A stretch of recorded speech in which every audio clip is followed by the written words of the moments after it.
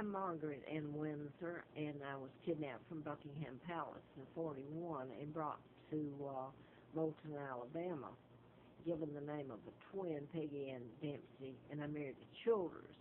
And both twins, Carl and Peggy, had been killed by their mother. They were born out of wedlock. And it was a house of horrors, if you can call it a house.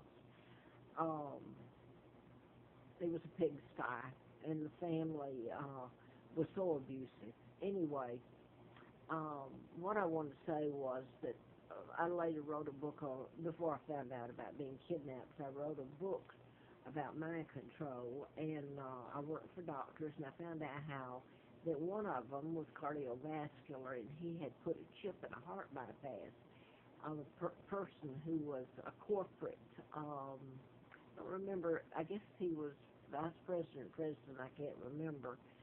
But anyway, you can control their decision making without their knowledge, and you can modify their behavior, or program people to go out and shoot, or use a knife, or kill, run the car off in the river and drown, or make a plane fly out into the ocean, and or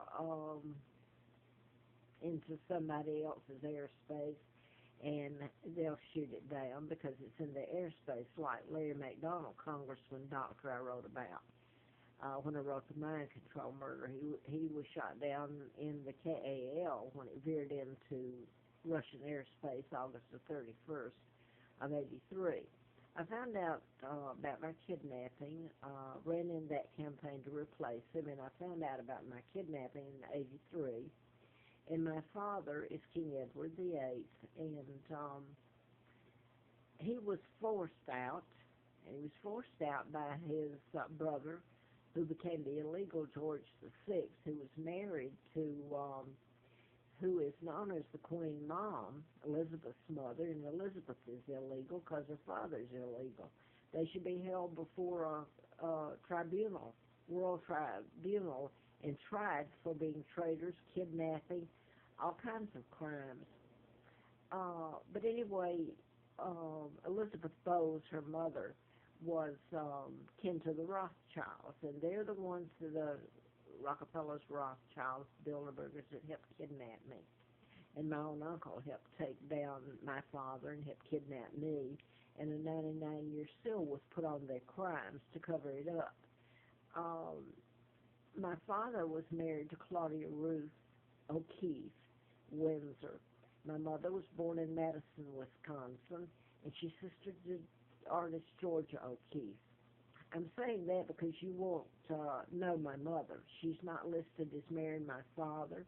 The whole thing was a sham and a lie and a takedown of a beautiful man, and kidnapping me and bringing me to Moulton, Alabama, and using me as a hostage, and torturing the hell out of me, and doing things that are so inhumane. You talk about civil rights and terrorism, with everybody watching, all the media knowing it, and I later wrote about mind control. And I say this because Larry McDonald, not Larry McDonald, but people, I don't know, maybe they forgot about him. He was the doctor, congressman I wrote about, I just mentioned. Larry Flint. I've put other supportive evidence on all the YouTubes that I've made over the videos the past year, a little over a year, and on Facebook. And I've been telling about this for a long time. And it's been really bad for me. Whether I tell it or don't, I'm a hostage in plain sight. So I guess one of the things I wanted to say on this video is Elizabeth's father, George. And Elizabeth has kept it up. She's used my money. She's not the legitimate heir. But her father, and she's kept up that part of it. Her father sold out, became George VI. President Roosevelt, appointed Joe Kennedy ambassador to England, 36 to 46 during this time, until he was kicked out in 46. Now, Joe Kennedy is the father of JFK. JFK, during my kidnapping, He wrote the book, I believe, while England slept. He and his brother, older brother Joe, flew in and out all the time, even addressed the House of Commons. So they were taking, they're part of the New World Order, the Rockefellers, Rothschilds, Bilderbergers, that's in power now. They helped kidnap me, that own the media. But what I've learned when I found out about my kidnapping is the people here are the ones that have allowed it to happen, and they actually hate my guts. I mean, it has been a horror story. I was watching NBC when they interviewed the lady nurse from the Presbyterian Hospital in Dallas when she told about that they weren't ready, the hospital wasn't prepared for the Ebola crisis and all this, and how she was treated by some of the hospital staff and people afterwards. She wasn't treated with kindness by a lot of people. So you call someone a whistleblower. In my case, I'm a hostage, and I told about mind control murders that were deliberately done in patterns, not just Mr. Flint's, Larry Flint's. I mean, the man was programmed to shoot him, kill his attorney, and shoot him in Lawrenceville, Georgia, while I was doing the book. But the point I'm going to get back to is the treaties that were, my Uncle George, I hate to say that, illegal George VI, he signed treaties that are illegal that allowed the United States to put its bases all over everything that was British. So all anyone has to do is look around them. My God, you had Scotland had a referendum recently that would have made it independent.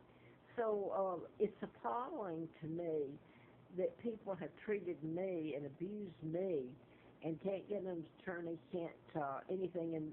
And on the other hand, I'm telling you about mind control murders and what your government's doing, just like Edward Snowden, and he's exiled to Russia, okay? Instead of thanking him, you want to prosecute him.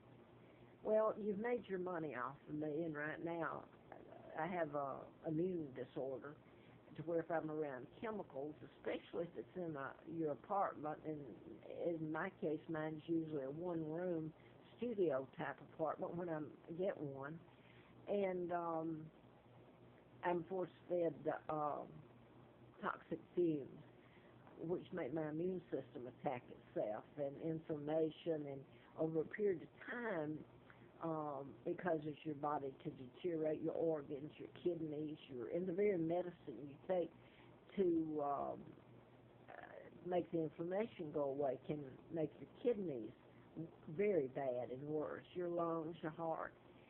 But, and there's nobody to go to, the law enforcement's involved in it, so I could go across the state line and I'm made to come back because it reaches over state lines. I've tried. But I wanted to get to Elizabeth here. You know, because of the way I've lived, unless you see it, and then it's, I've met people one-on-one. I know who was on the Appalachian Trail and who was kind to me, and that was the Brits and the Germans and some other people from Norway, or, well, the Aussies, but they're Brits to me. So anyway, those the people that helped me, that's who helped me, and a few Americans. Most of them hate my guts and have destroyed me, really. If this is ever told, you've got the hostages that are coming back, have come back from North Korea. And people are talking about, the media here about, they're so glad to have them back, and they're telling when they get off the planes that thanking all the people here for helping get them back and the kindness. That's not been shown to me. It's been a horror, place of horrors. And I want to go back to Elizabeth, but I want to say this first. They're talking about taking North Korean leader for the World Court to be tried for crimes, war crimes. What in the heck do you think the Americans have done? You can't even put on a daily basis what they have done to me. It is so sick and illegal. And over a period of, I was 2 when I was brought here. I'll be 76 as far as I know in January. And is so appalling to me. I have big